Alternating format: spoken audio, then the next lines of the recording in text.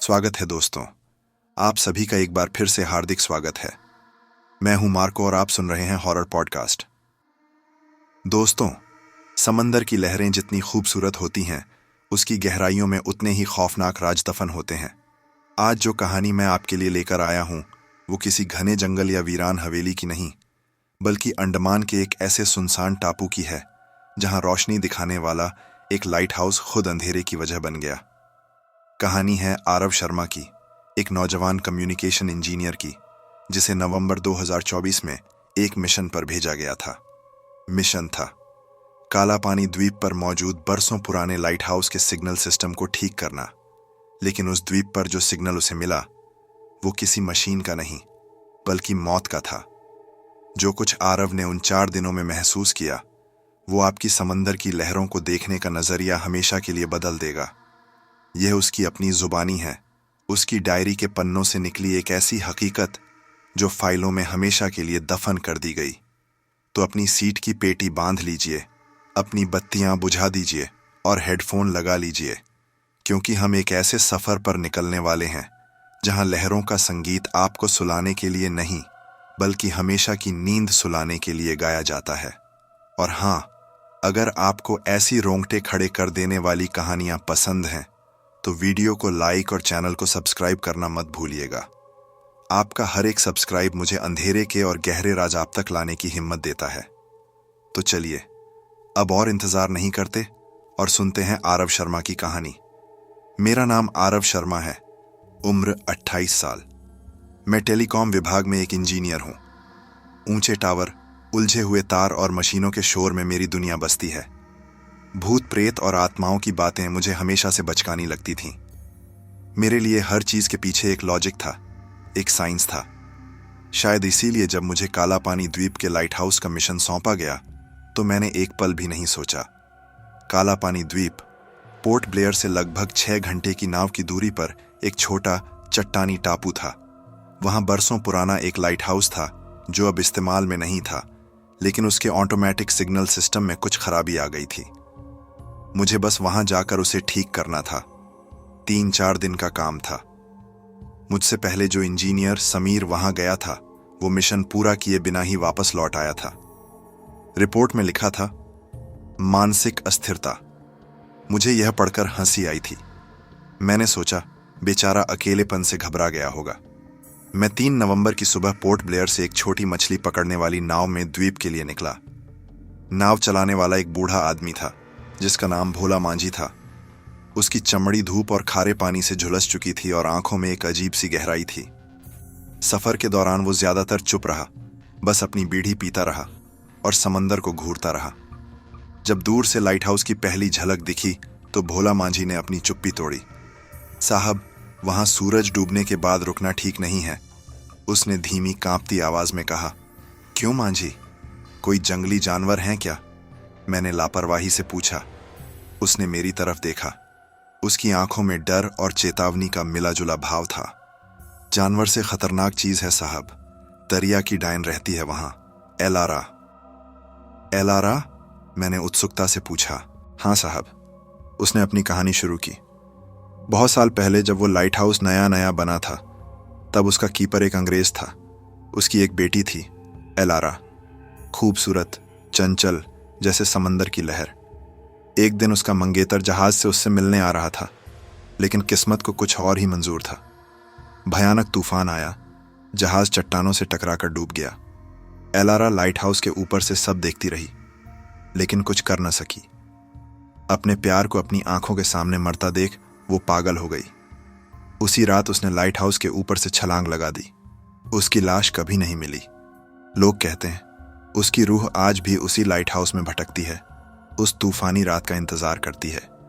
वो अपनी तन्हाई दूर करने के लिए मर्दों को अपनी मीठी आवाज से बुलाती है और फिर उन्हें समंदर में खींच लेती है। मैं उसकी कहानी सुनकर मुस्कुराया। मांझी, ये सब बस कहानियां हैं, मैं इन सब पर यकीन नहीं करता। भोला मांझी ने एक लंबी सांस ली। साहब, यकीन तो तब होता है जब आंखों से दिखता है। बस मेरी एक बात मान लेना, रात को अगर किसी औरत के गाने या रोने की आवाज आए तो बाहर मत निकलना, वो एलारा होगी। दोपहर तक हम द्वीप पर पहुंच गए। वो जगह वाकई में सुनसान थी।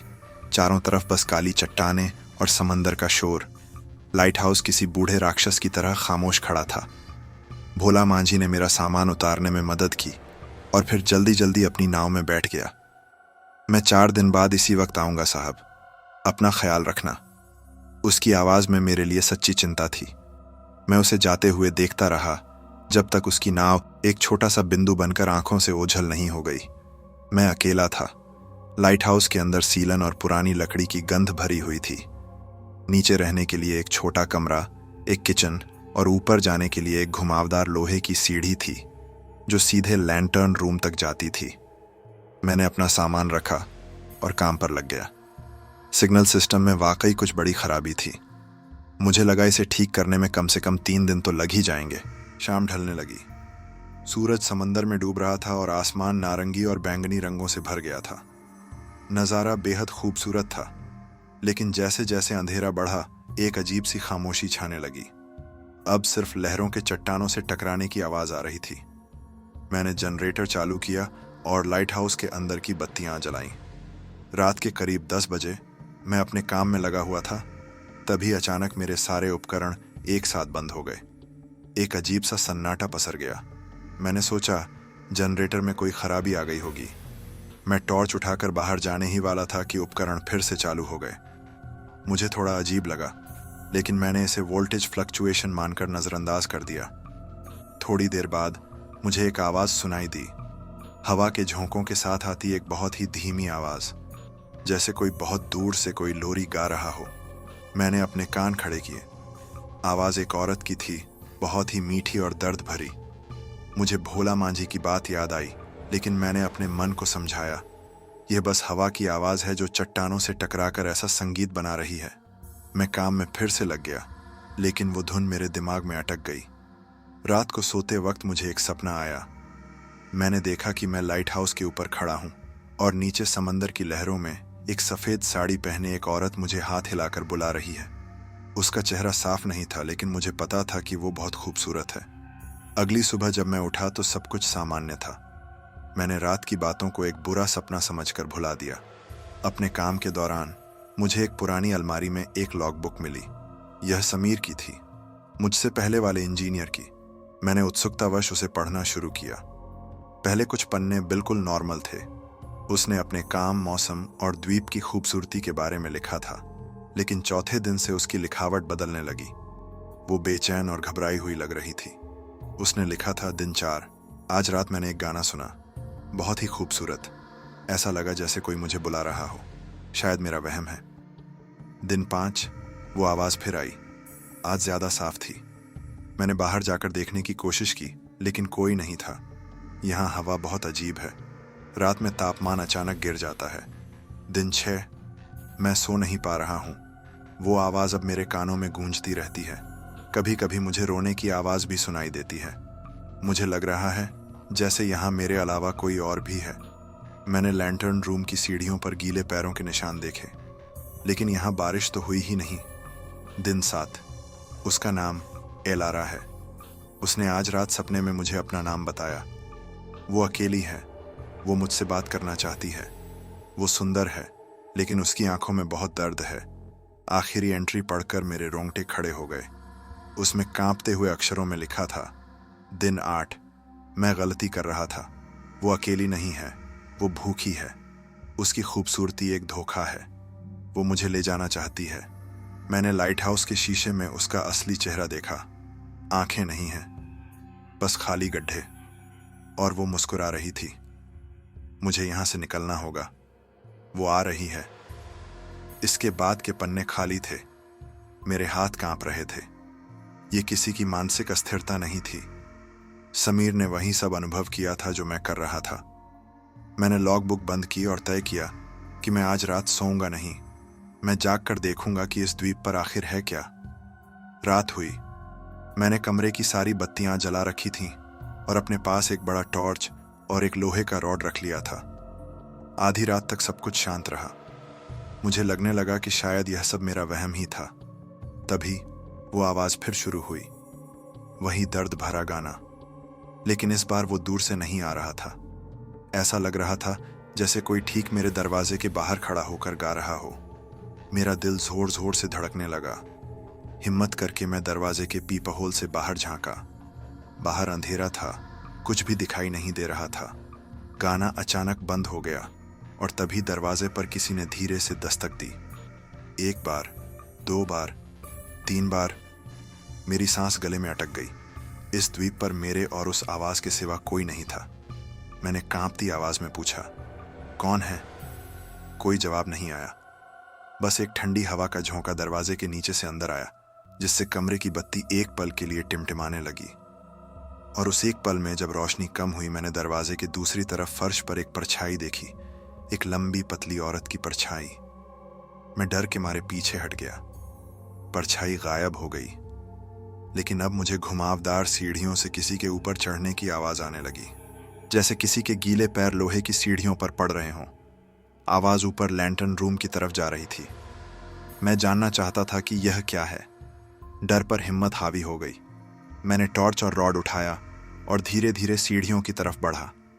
जैसे जैसे मैं ऊपर चढ़ रहा था, हवा ठंडी होती जा रही थी, इतनी ठंडी कि मेरे मुंह से भाप निकलने लगी। सीढ़ियों पर सचमुच गीले पैरों के निशान थे जो ऊपर की ओर जा रहे थे। मैं लैंटर्न रूम के दरवाजे तक पहुंचा। अंदर से कोई आवाज नहीं आ रही थी। मैंने दरवाजे को धक्का दिया। वो खुला था। अंदर घना अंधेरा था। बस लाइट हाउस की विशालकाय लाइट घूम रही थी, जिसकी रोशनी हर कुछ सेकंड में कमरे से होकर गुजर रही थी। मैंने टॉर्च जलाई। कमरा खाली था। मैं बालकनी में गया, जो लैंप के चारों ओर बनी थी। मैंने नीचे चट्टानों की तरफ देखा। सब कुछ वीरान था। तभी लाइट हाउस की बीम घूमकर मेरी तरफ आई और उस 1 सेकंड की रोशनी में मैंने उसे देखा। नीचे सबसे ऊंची चट्टान पर एक औरत खड़ी थी। सफेद कपड़ों में उसके लंबे काले बाल हवा में उड़ रहे थे। वो ऊपर मेरी ही तरफ देख रही थी। जैसे ही रोशनी गुजरी और अंधेरा हुआ, मैं अगली बीम का इंतजार करने लगा। जब रोशनी दोबारा उस चट्टान पर पड़ी तो वहां कोई नहीं था। मैं तेजी से वापस अंदर भागा। मेरा दिल फट जाने को था। ये मेरा वहम नहीं था, समीर सही था। यहां कुछ है। मैं सीढ़ियों से नीचे उतरने लगा। तभी मुझे अपने पीछे किसी के फुसफुसाने की आवाज आई। एक ठंडी सांस जैसी आवाज। आरव। किसी ने मेरा नाम लिया था। मैंने पलट कर देखा। कोई नहीं था। मैं लगभग दौड़ते हुए नीचे अपने कमरे में आया और दरवाजा अंदर से बंद कर लिया। मैंने कुर्सी और मेज लगाकर दरवाजे को जाम कर दिया। उस रात मुझे नींद नहीं आई। मैं बस एक कोने में बैठा रहा, उस लोहे के रॉड को कसकर पकड़े हुए। पूरी रात मुझे लाइट हाउस के अलग अलग हिस्सों से खरोंचने, रोने और फुसफुसाने की आवाजें आती रहीं। अगले दिन मैंने फैसला किया कि मैं यह मिशन यहीं छोड़ दूंगा। मेरी जान से बढ़कर कुछ नहीं था। मुझे बस आज का दिन और रात किसी तरह काटनी थी। कल सुबह भोला मांझी मुझे लेने आ जाएगा। मैंने बाहर कदम रखने की हिम्मत नहीं की। मैंने अपने पास जो भी खाने का सामान था उसी से काम चलाया। शाम होते होते मौसम बिगड़ने लगा। आसमान में काले बादल छा गए और तेज हवाएं चलने लगी। समंदर में ऊंची ऊंची लहरें उठ रही थीं। मैंने रेडियो पर मौसम की जानकारी सुनी। एक चक्रवाती तूफान आ रहा था। इसका मतलब था कि भोला मांझी कल नहीं आ पाएगा। मैं यहां फंस गया था। जैसे ही रात हुई, तूफान ने अपना असली रूप दिखाना शुरू कर दिया। बिजली कड़क रही थी और बारिश की बूंदें गोलियों की तरह लाइट हाउस से टकरा रही थीं। और उस तूफानी शोर के बीच मुझे उसकी आवाज फिर सुनाई दी। आज वो गा नहीं रही थी, रो नहीं रही थी। आज वो चीख रही थी, दर्द और गुस्से से भरी चीखें। अचानक पूरे लाइट हाउस की बत्ती चली गई। जनरेटर बंद हो गया था। मैं घुप अंधेरे में अकेला था। मैंने अपनी टॉर्च जलाई। तभी मेरे कमरे का दरवाजा, जिसे मैंने इतनी मजबूती से बंद किया था, जोर जोर से हिलने लगा। कोई उसे बाहर से तोड़ने की कोशिश कर रहा था। मैं चिल्लाया, दूर रहो मुझसे। दरवाजे पर जोर से एक धक्का लगा और मेज और कुर्सी एक तरफ खिसक गए। दरवाजा चरमराकर खुल गया। सामने कोई नहीं था, बस अंधेरा था, लेकिन मैं उसे महसूस कर सकता था। उस बर्फीली ठंड को, उस नफरत को। मैंने टॉर्च की रोशनी चारों तरफ घुमाई। कुछ नहीं। फिर मैंने टॉर्च की रोशनी ऊपर की और जो मैंने देखा उससे मेरी चीख निकल गई। वो कमरे की छत से चिपकी हुई थी, एक मकड़ी की तरह। उसके बाल उसके चेहरे को ढके हुए थे। उसने धीरे धीरे अपना सिर उठाया। समीर सही था। उसकी आंखें नहीं थीं, बस दो काले गहरे गड्ढे थे जिनमें से खारे पानी जैसी कोई चीज बह रही थी। और वो मुस्कुरा रही थी, एक ऐसी मुस्कान जो इंसान की नहीं हो सकती थी। वो छत से नीचे कूदी और मेरी तरफ बढ़ने लगी। मैं पीछे हटता गया जब तक मेरी पीठ दीवार से नहीं लग गई। मैं जानता था कि अब मैं नहीं बचूंगा। तभी मेरे दिमाग में भोला मांझी की बात कौंधी। वो उस तूफानी रात का इंतजार करती है। फिर समीर की लॉग बुक की बात। उसने लाइट हाउस के शीशे में उसका असली चेहरा देखा। उसे रोशनी से नफरत थी। शायद यही उसकी कमजोरी थी। मैंने अपनी पूरी ताकत से उसे धक्का दिया और सीढ़ियों की तरफ भागा। मुझे किसी भी तरह लैंटर्न रूम तक पहुंचना था। मुझे लाइट को फिर से चालू करना था। वो मेरे पीछे थी। मैं उसकी चीखें और अपने ठीक पीछे उसके ठंडे स्पर्श को महसूस कर सकता था। मैं हाँफता हुआ लैंटर्न रूम में पहुंचा। लैंप बंद था। मैंने मैनुअल इग्निशन सिस्टम को देखा। यह बहुत पुराना था, लेकिन मुझे इसकी थोड़ी बहुत जानकारी थी। वो भी कमरे में आ चुकी थी। उसने दरवाजा बंद कर दिया। अब हम दोनों उस अंधेरे कमरे में बंद थे। बस बाहर कड़कती बिजली की रोशनी में एक दूसरे की झलक दिख रही थी। मैं इग्निशन सिस्टम पर काम करने लगा। मेरे हाथ कांप रहे थे। उसने अपना हाथ मेरी तरफ बढ़ाया। उसकी उंगलियां लंबी और नुकीली थीं। जैसे ही उसने मेरे कंधे को छुआ, एक असहनीय जलन हुई, जैसे किसी ने मेरी त्वचा पर सूखी बर्फ रख दी हो। मैंने दर्द से चीखते हुए उसे धक्का दिया और आखिरी लीवर खींचा। एक जोर की आवाज हुई और लाइट हाउस का विशालकाय लैंप जल उठा। पूरा कमरा एक तेज सफेद रोशनी से भर गया। वो चीखी, एक ऐसी दर्दनाक चीख जो मैंने अपनी जिंदगी में नहीं सुनी थी। रोशनी पड़ते ही उसका शरीर जैसे जलने लगा। उससे धुआं निकलने लगा। वो अपने चेहरे को ढकने की कोशिश कर रही थी, लेकिन रोशनी बहुत तेज थी। वो रोशनी की बीम के साथ घूमते घूमते बालकनी के दरवाजे से टकराई और शीशा तोड़कर बाहर तूफानी समंदर में गिर गई। उसकी चीख लहरों के शोर में डूब गई। मैं जमीन पर गिर गया, हाँफ रहा था, कांप रहा था। लाइट जलती रही, अंधेरे को चीरती रही। मैं बस उसे देखता रहा। 2 दिन बाद जब तूफान थमा, रेस्क्यू टीम वहां पहुंची। मैंने उन्हें सब कुछ बताया, लेकिन किसी ने मेरी बात पर यकीन नहीं किया। रिपोर्ट में वही लिखा गया जो समीर के लिए लिखा गया था। अत्यधिक तनाव और अकेलेपन के कारण मानसिक संतुलन बिगड़ गया। मेरे कंधे पर जलने का निशान था। डॉक्टर ने कहा, यह किसी केमिकल की वजह से हुआ होगा। मैंने अपनी नौकरी छोड़ दी। मैं अब किसी भी ऐसी जगह पर काम नहीं कर सकता जहां अंधेरा और सन्नाटा हो। आज भी, कई सालों बाद, जब मैं समंदर की लहरों को देखता हूं, तो मुझे एलारा की वो दर्द भरी चीख सुनाई देती है। तो दोस्तों, यह थी आरव की कहानी।